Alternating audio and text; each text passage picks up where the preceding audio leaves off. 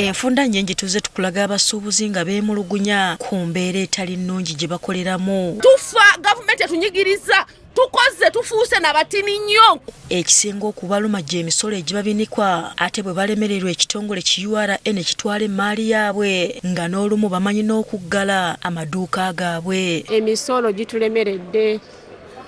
Tetukyalina kati omuntu abantu abalina esente nnyingi tugeze ng'Abachina be basobola okujjayo kati konteyina ennakawa. Kati olwaleero omuwabuzi wa pulezidenti ku nsonga y'omusolo Kereni Kichoncho asisinkanya abasuubuzi bano okusala entotto. Tewali gye tugenda kulaga nga tusobola n'okulwanira amaaso g'abatutabaganya.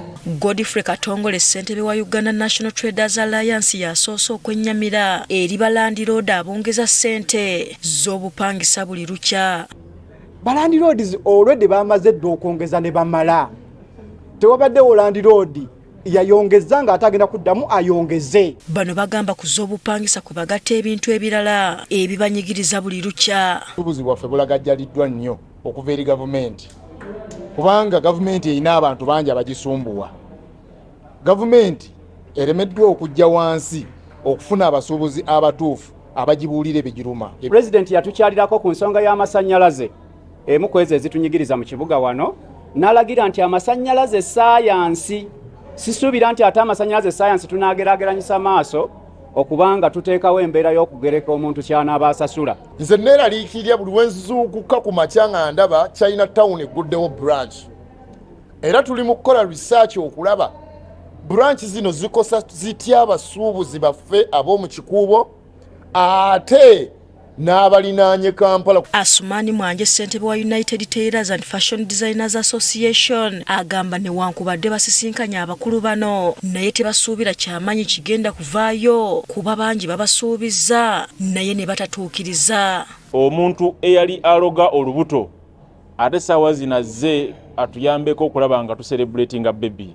Kyendowooza nga kiyinza okutukaluubiriza because mu bukyala Kichoncho gwe bagamba nti presidential advisor ku nsonga z'emisolo nze nali nkozeeko naye naye mu airport yonna department gye yagendangamu nga yebeeramu okukaaba. Kereni Kichoncho omuwabuzi wa pulezidenti ku nsonga y'emisolo agamba ensonga z'abano wakuzitwala butereevu ew'omukulembeze w'eggwanga okulaba nga zigonjoolwa. N'olwekyo mbasaba babeere bakakamu, nsaba abantu bakolere wamu, nsaba associations zonna ez'emu ggwanga begatte wamu bakolere wamu ng'abantu abaagala bayambibwe. Mu ngeri y'emu n'abasuubuzi b'omuceere abeegattira mu kibiina kyabwe ki Kampala Rice Traders Association basisinkanya abakulu okugonjoola ebizibu byabwe.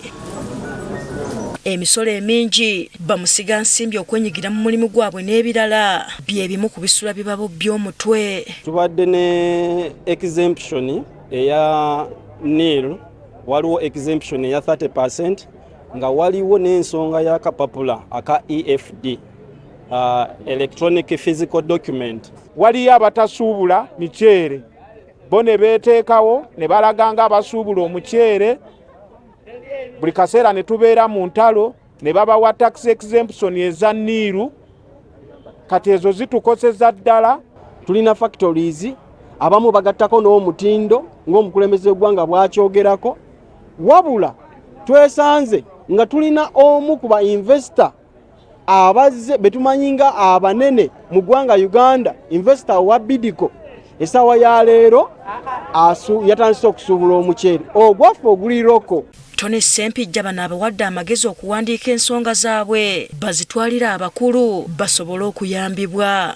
Naye njagala muwandiike ebbaluwa nga mugiweereza General Salim Sale, Chief Coordinator wa Operation Wealth Creation, ate Chief Presidential Advisor on Security and Defense, nga mumusaba okumusisinkana ng'olukiiko lwammwe olukulembeze abakulembera ab'omuceere. Abasuubuzi bano balina essuubi nti singa ensonga zaabwe zikolebwako bandiganyulwa mu busuubuzi. Hasfa Nanvuma, agafeeyo ku Spark TV.